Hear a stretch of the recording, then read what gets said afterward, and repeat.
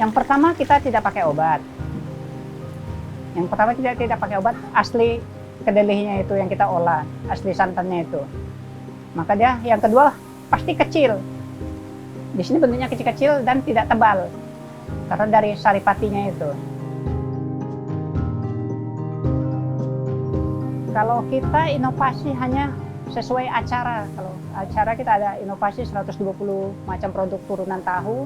Kalau hanya biasa-biasa gini kita hanya 3 macam produk saja. Mentah, masak, sama tahu kopong. Kalau hari-hari biasa ini hanya seperti itulah permintaan di lapangan.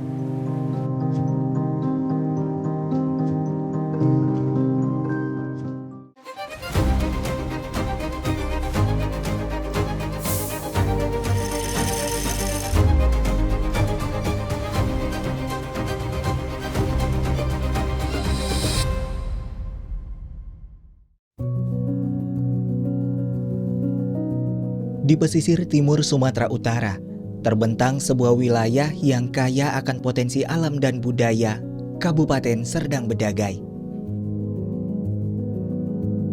Hamparan sawah dan perkebunan yang luas, ragam wisata bahari, serta geliat usaha mikro masyarakat menjadi penopang utama perekonomian daerah ini. Namun, di balik ragam budaya dan potensi alam yang ada, tersembunyi potensi lain yang tak kalah menarik. Salah satunya wisata kuliner Kampung Tahu Dolok Manampang, sebuah kampung kecil yang mengubah kedelai menjadi identitas baru.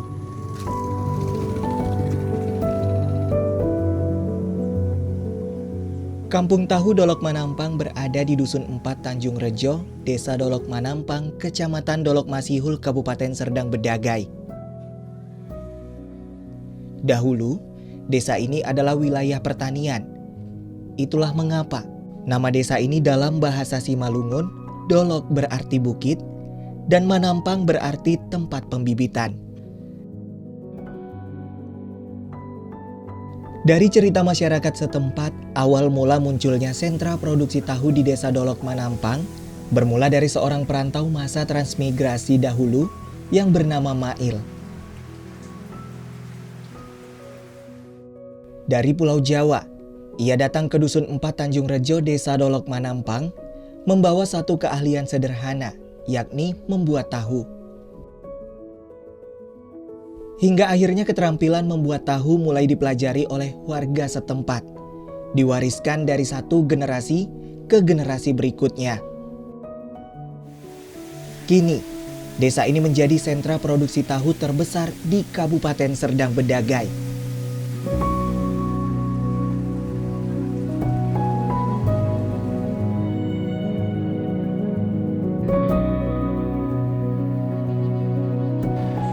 Hampir di setiap sudut Dusun 4 Tanjung Rejo, aktivitas produksi tahu menjadi pemandangan yang akrab bagi siapa saja yang datang. Data dari pemerintah Desa Dolok Manampang, ada 13 pabrik produsen tahu di Dusun 4 Tanjung Rejo. Salah seorang di antaranya adalah Ali Musa, seorang produsen tahu yang sudah membuka pabrik tahu sejak tahun 2010. Assalamualaikum. Ada kendala goreng? Saat ini tidak ada, Pak. Semalam pulang jam berapa, Bu? Perkenalkan, nama saya Ali Musa, umur saya 41 tahun. Saya pemilik usaha tahu sekaligus sales juga. Kalau saya sendiri mulai usaha tahu ini sejak 2010 ya, kurang lebih 2010 awal. Itulah awal mula saya usaha tahu ini, 2010. Itu pun mulanya bekerja dulu tempat orang. Sudah bekerja tempat orang, baru kita buat kilang satu. Yang minimal mungkin satu dia kan, itu pun hanya sebatas, berapa nih? 5 kali 6 saya rasa, hanya sebatas itulah satu itu. 4 kali 6 semua di dalam situlah. Nggak punya sales, kerja sendiri, jual sendiri, gajian sendiri. Ya, kebetulan saya kan walaupun buka usahanya 2010, saya kan asli orang sini. Jadi dulunya ada kakek-kakek dari kami lah dulu ya yang dari Jawa pindah ke sini.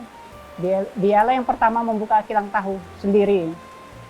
Nah, semenjak itu tetangga-tetangga di sini mulai melirik karena mungkin ada keuntungan di situ kan. Jadi tetangga-tetangga di sini mulai melirik dan sekarang yang bertahan ada 13 pabrik di sini, 13 kilang tahu.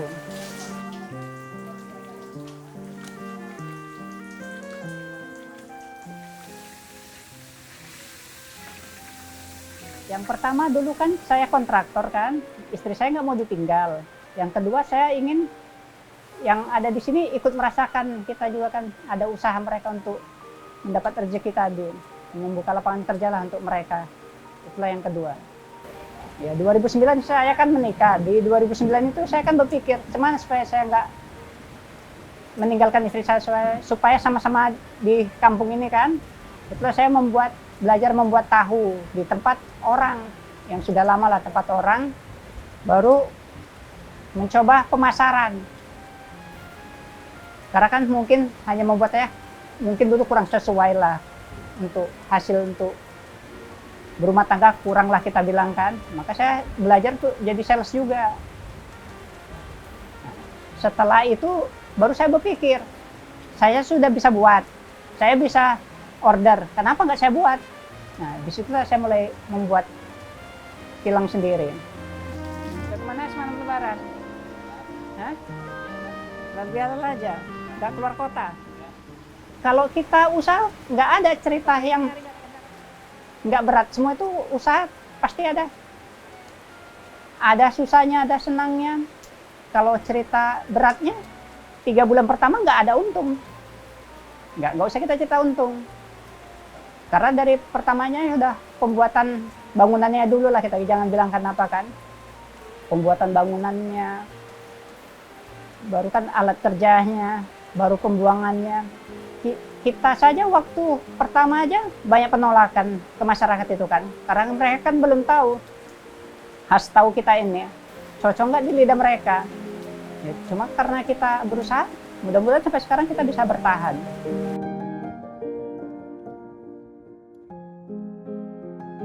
Kedelai adalah bahan dasar utama tahu.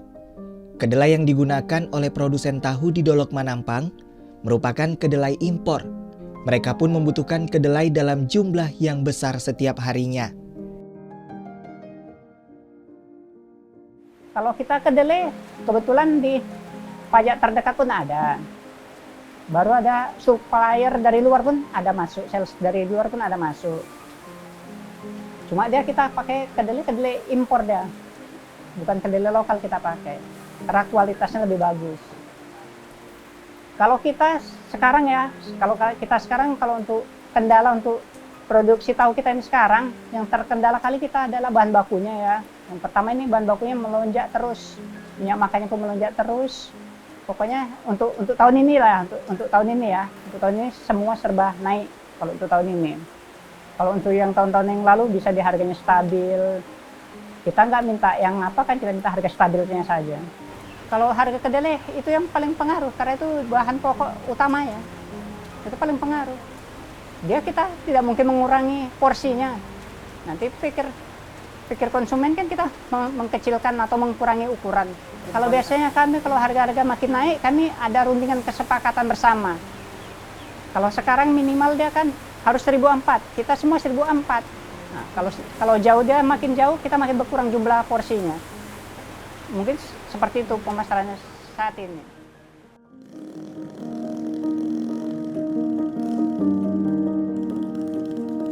Proses pembuatan tahu membutuhkan waktu dan tahapan yang cukup panjang.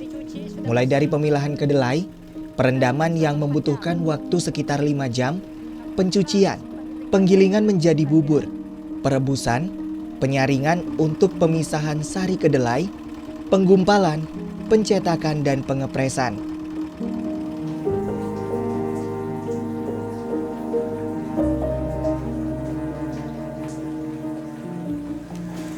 Kalau kita ya dari awal pembuatan tahu biasanya mulai penakaran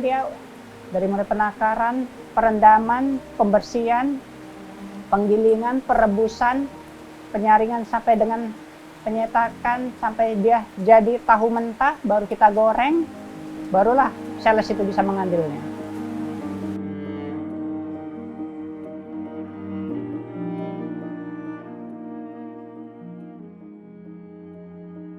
Kalau kita produksi yang paling utama kita perhatikan pasti yang pertama kali kebersihannya ya. Karena tahu ini kalau nggak bersih dia mungkin rasanya mungkin beda, mungkin mau asam dia, mungkin mau pahit dia, mungkin pun tidak mau jadi dia. Nah, karena dia harus bersih. Yang kedua pun katanya ya, kata mereka nggak boleh berantem, kalau berantem bisa rusak. Katanya, itu pun katanya, saya pun kurang paham kali kalau yang itu. Kalau kita inovasi hanya sesuai acara. Kalau acara kita ada inovasi 120 macam produk turunan tahu. Kalau hanya biasa-biasa gini kita hanya 3 macam produk saja. Mentah, masak, sama tahu kopong. Kalau hari-hari biasa ini. Hanya seperti itulah permintaan di lapangan.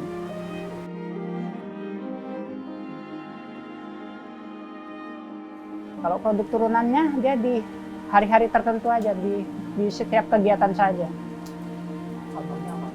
Umpama ada kegiatan UP2K ataupun perlombaan ataupun ada kegiatan dari kabupaten ataupun dari provinsi, nah disitulah baru ada dia produk turunannya kita buat.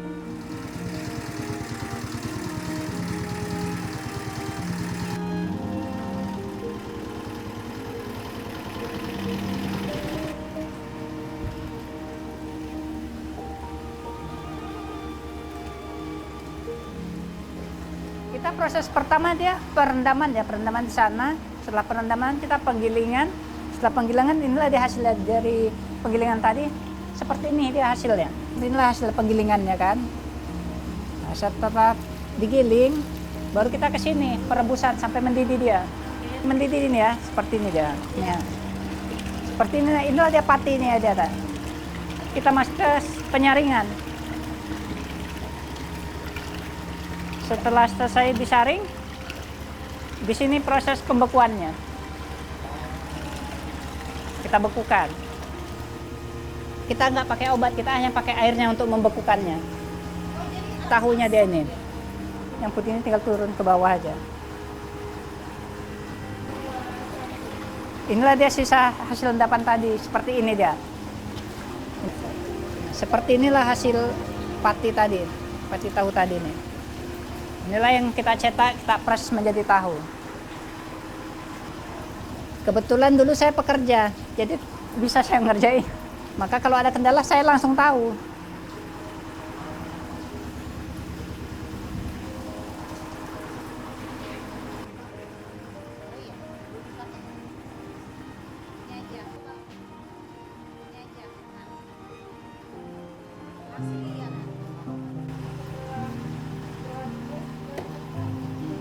Hasilnya seperti ini.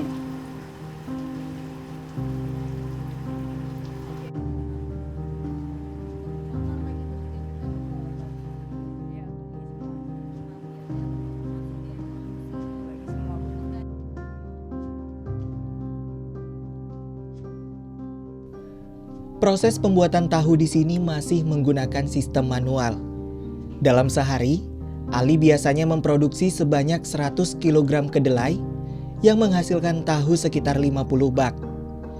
Banyaknya produksi tahu ini juga tergantung pada banyaknya pesanan.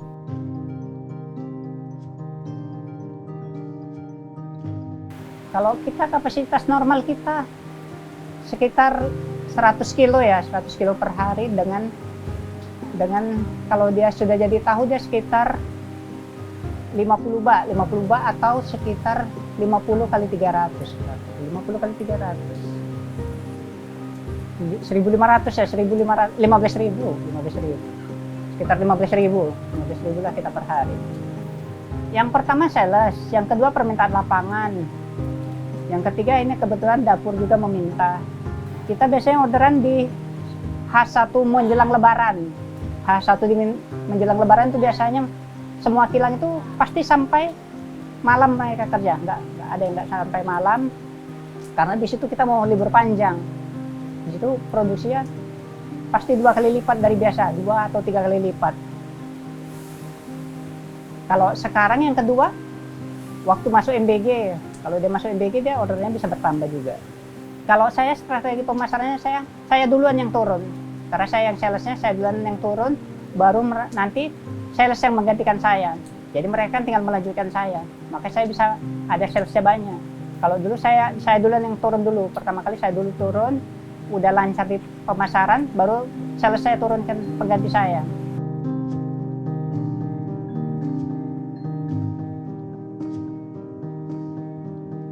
Kalau keuntungan kita relatif ya, karena sales dia beda hitungan, pekerja beda hitungan, yang punya beda hitungan dia.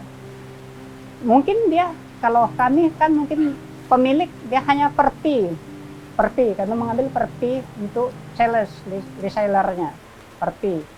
Namun kalau sales dia, mungkin dia bisa sama dengan pemilik, dapatnya bisa juga, karena mereka yang jauh keliling kan. Tapi kalau gaji karyawan dia, kami mengambilnya per hari, karena kalau per bulan atau apa, rasa kami berat. Ya, kalau untuk keluarga sendiri, alhamdulillah lah bisa juga lah membantu untuk usaha kami sendiri, membantu lah untuk ekonomi.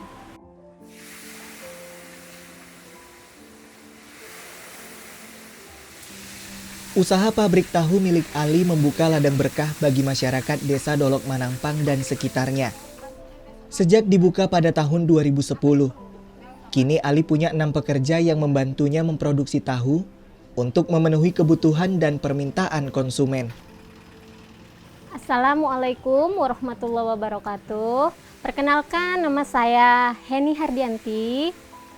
Saya berusia 35 tahun. Saya sudah bekerja di tempat usahanya Pak Ali sudah sekitar 3 tahun, kurang lebih. Alhamdulillah selama saya sudah bekerja di sini bisa sedikit membantu ekonomi keluarga saya. Ya, untuk membantu pendidikan anak sekolah juga alhamdulillah dari sini saya bisa membantu dengan untuk kebutuhan sehari-hari juga gitu. Ya, keluarga itu yang mensupport juga. Ya, karena kan dengan adanya ini kita terbantu dalam ekonomi, dalam pendidikan anak juga. Seperti itu. Ya, kita melalui proses yang sangat panjang lah Bang, dari mulai kita produksi sendiri sampai dengan karyawan, sampai perekrutan, ya kita saling bantu-membantu lah semua.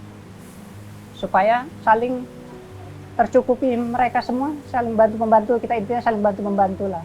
Yang pertama pasti merasa senang ya, karena bisa membantu yang lain ya. Yang pertama pasti merasa senang. Yang kedua kita merasa bangga juga lah kita, karena kita sudah mempunyai karyawan kan, kita merasa bangga juga.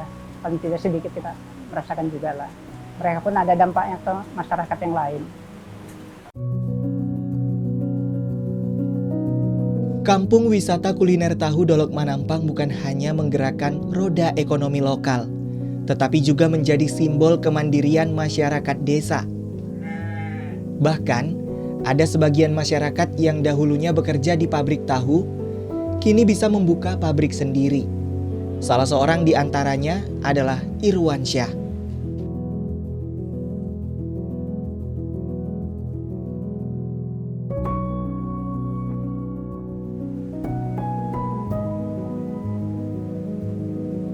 Assalamualaikum warahmatullahi wabarakatuh. Nama saya Bapak Irwansyah, berasal dari Desa Dolok Manampang, Kecamatan Dolok Masiul, Dusun Ampat, Desa Tanjung Rejo, Kampung Kuliner, Kampung Tahu.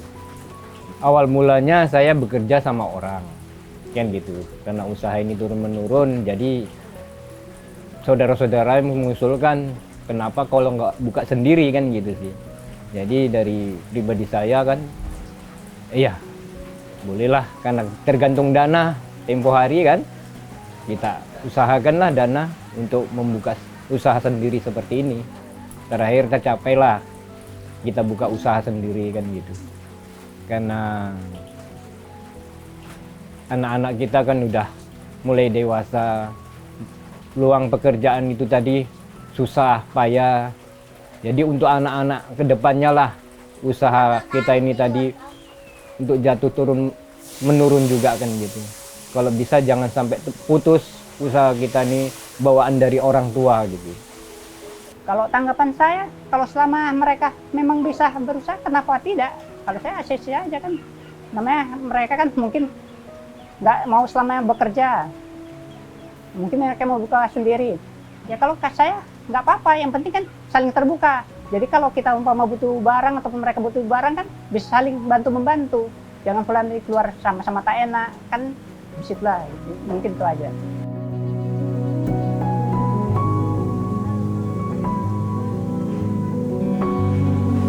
Pada tahun 2021, Desa Dolok Manampang dinobatkan menjadi Desa Wisata Kuliner Kampung Tahu. Bahkan, pada tahun 2022, Kampung Tahu Dolok Manampang masuk dalam 500 besar anugerah Desa Wisata Indonesia. Kalau bilang kenapanya, ya pastinya di sini karena banyak pengusaha tahu, ya kan? Jadi karena banyaknya pengusaha tahu, jadi tahun 2021 ya, mulai didirikannya sama Bapak Bupati, waktu itu diresmikannya tahun 2021. Kampung Tahu ini diresmikan menjadi Pokdarwis Kampung Tahu, Desa Wisata Kuliner. Kalau kami selalu mendukung pemerintah desa masalah kebersihan.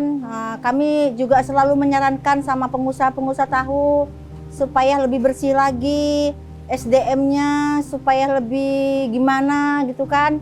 Selalu kami menyarankan, menasehati mereka lah supaya lebih-lebih lagi gitu. Salam.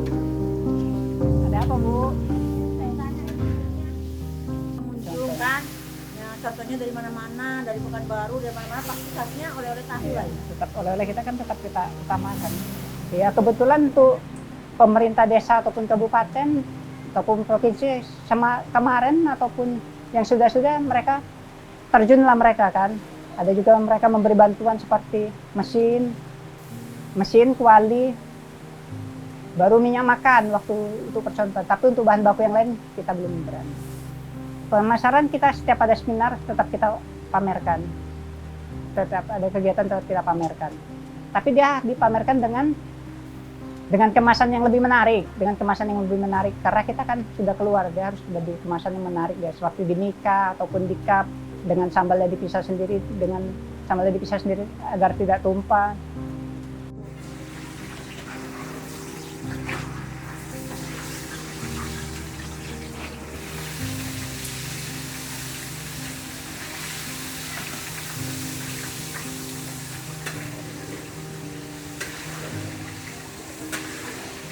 Harapannya itu ya lebih maju, lebih barokah, agar konsumen, pembeli ataupun penjualnya lebih maju lagi lah dalam berjual atau dalam berusaha.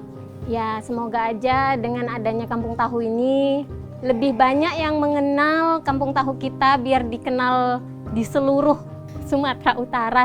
Seperti itulah biar orang banyak datang berkuliner kemari.